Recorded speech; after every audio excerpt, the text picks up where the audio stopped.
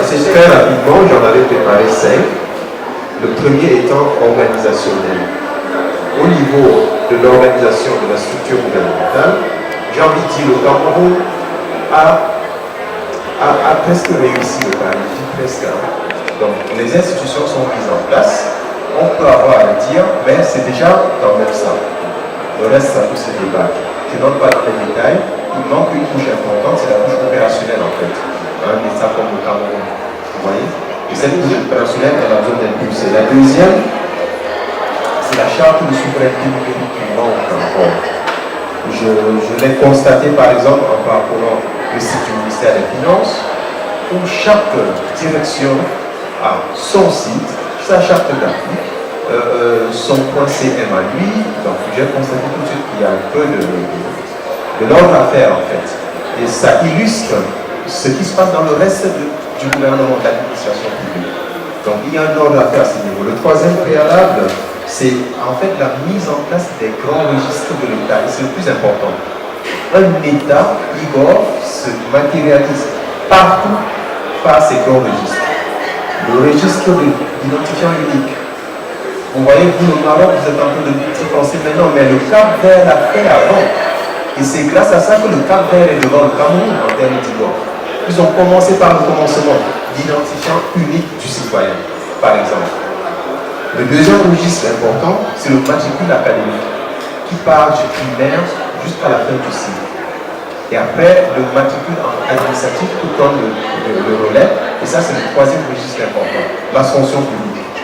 Il y a le carnet de santé, on peut dire santé et sociale, dans un autre registre du citoyen. Il y a le dossier judiciaire du citoyen, il y a le foncier, le registre du commerce, la sécurité et enfin la police. Vous voyez, voilà en tout cas de manière ramassée les grands registres. Il peut en avoir des sous-registres en dessous, mais au moins ceux-là sont importants.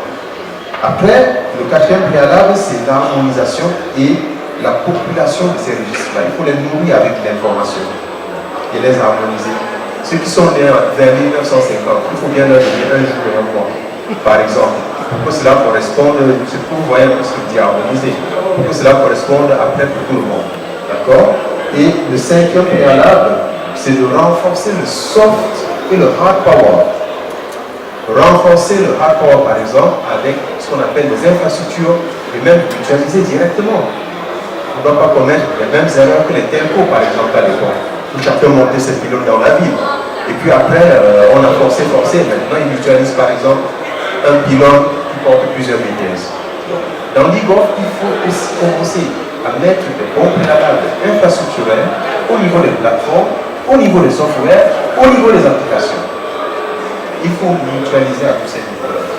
Donc voilà en tout cas au moins les préalables. Ce qui se passe, c'est que le ministère des Finances, à travers la direction des impôts, met en place un gros serveur qui vaut à 500 000 € chaque année. Et la direction des douanes, qui est aussi une direction professionnelle des finances, achète sa part de serveur à son moment, où il met ses services à lui. Et puis après, la direction du trésor achète sa part de serveur après.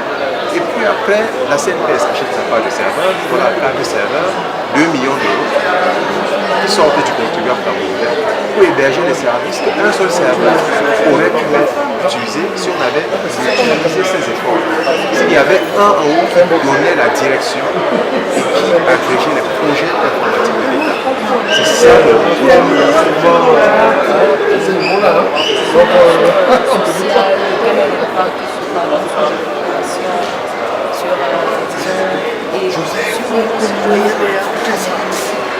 l'impact, il est même immédiat. C'est que notre doing business is start. Imaginez, c'est-à-dire la facilité de faire les affaires avec le Cameroun ou au Cameroun, ça restait sur place. Vous pouvez imaginer, si je vous demande votre casier judiciaire aujourd'hui, vous êtes né à ça, c'est-à-dire à 80 km de Yaoundé. Alors, si je vous demande, donnez-moi votre casier judiciaire pour un dossier de demain, faites quoi? Vous voyagez. Si je demande la même chose à un citoyen, au Rwanda, il fait une casier judiciaire et dans l'heure qui suivra son casier judiciaire,